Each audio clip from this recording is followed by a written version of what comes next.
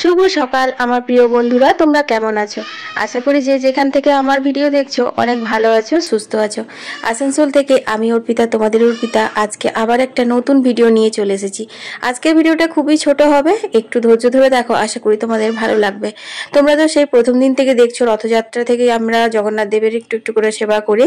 তো আজকেও কি কি বানাবো না বানাবো সেই নিয়েই আজকের ভিডিওটা।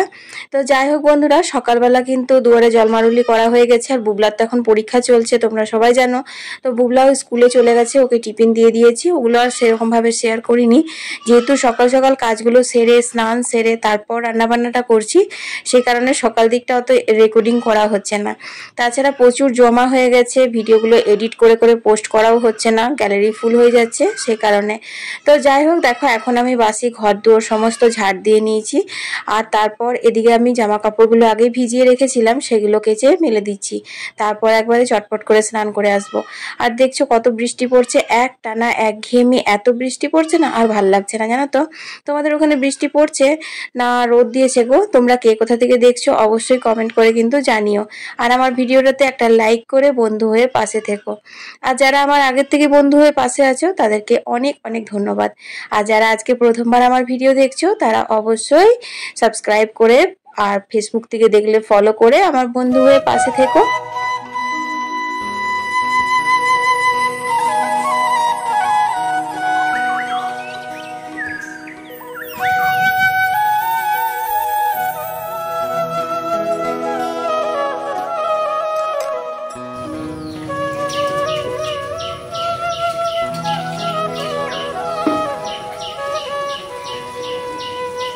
জামা কাপড়গুলো মেলে তারপর আমি স্নান করতে গিয়েছিলাম। স্নান করে এসেই দেখছি কলের জল চলে এসেছে। আসলে কি বলতো, আমার স্নান করে বেরোনো আর কলের জল আসার টাইমিংটা এখন একই হয়ে গেছে।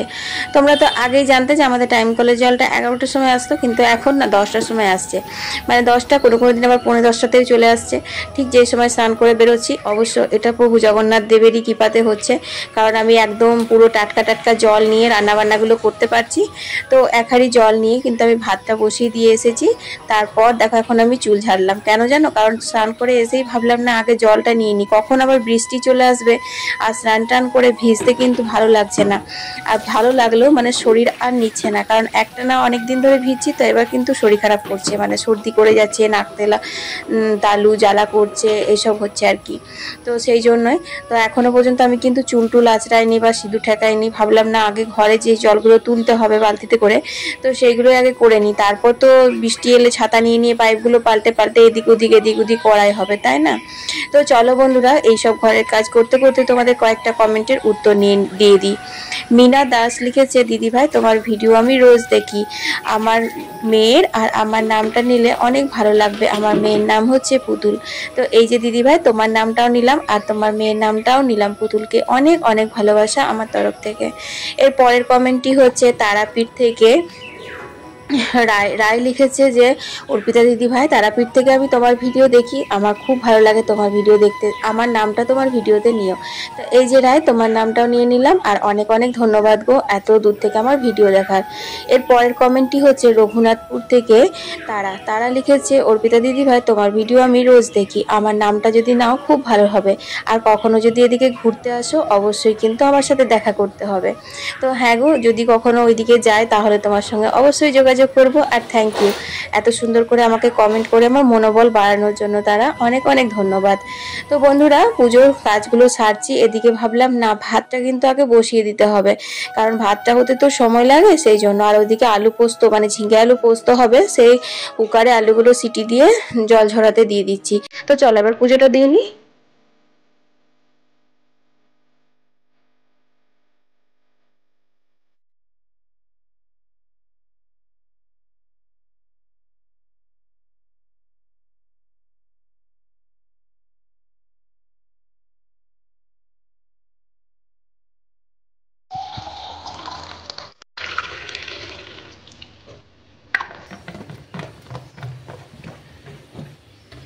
পুজো দেওয়া হয়ে গেছে, এরপর আমি চলে এলাম সোজা রান্নাঘরে। আজকে করব হচ্ছে মোচা ঘন্ট। তোমাদের তো বলেইছি মোচা, সারু কচু সমস্ত কিছু আনা আছে, ওগুলো একদিন একদিন করে করতে হবে। তো দেখো মোচাটা এখন ছোলার ডাল আর নুন হলুদ দিয়ে তারপর তোমার সিটি দিয়ে দেবো। তো মোচাটা সেদ্ধ হবে যতক্ষণ, ততক্ষণ আমাকে বাকি কাজগুলো সারতে হবে। আর এই দেখো বাইরে কত বৃষ্টি নেমেছে।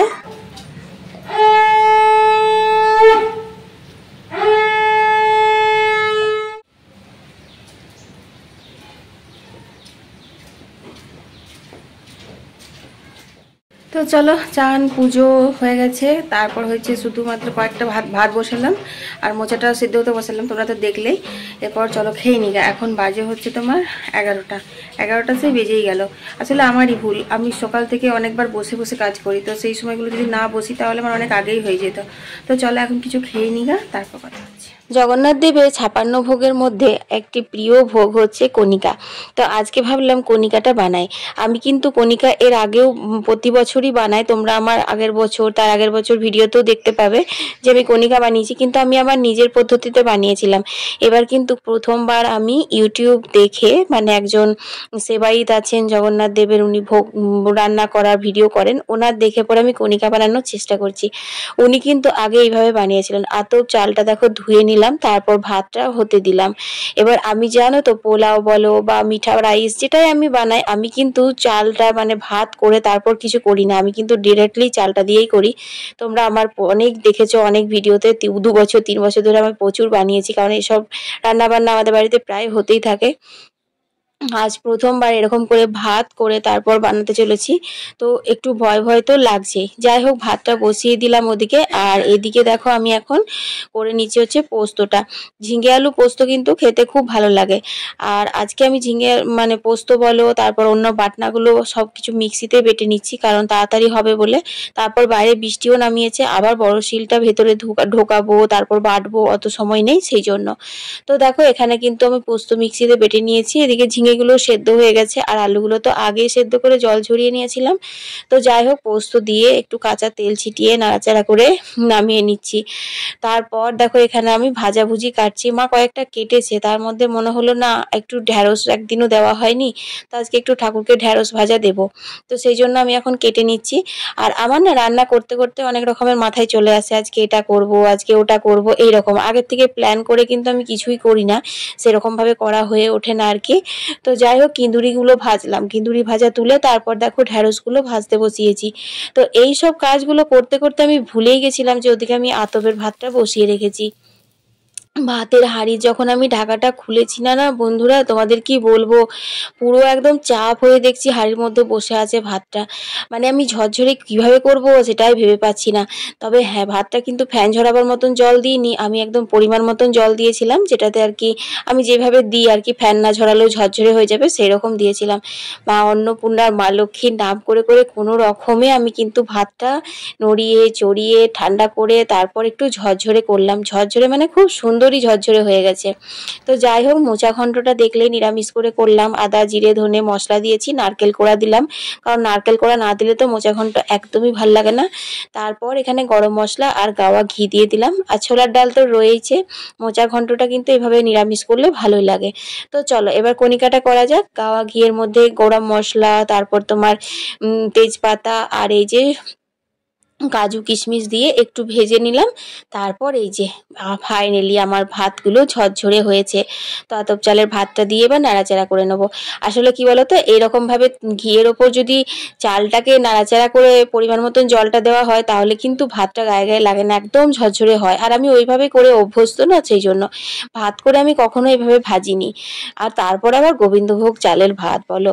তো যাই হোক, খুব সুন্দর ভাজা যাচ্ছে, তোমরা দেখতেই পাচ্ছ। তো অল্প নুন দিলাম, আর অল্প একটু গোলমরিচ গুঁড়ো, আর অল্প একটু মিচড়ির গুঁড়ো দিলাম।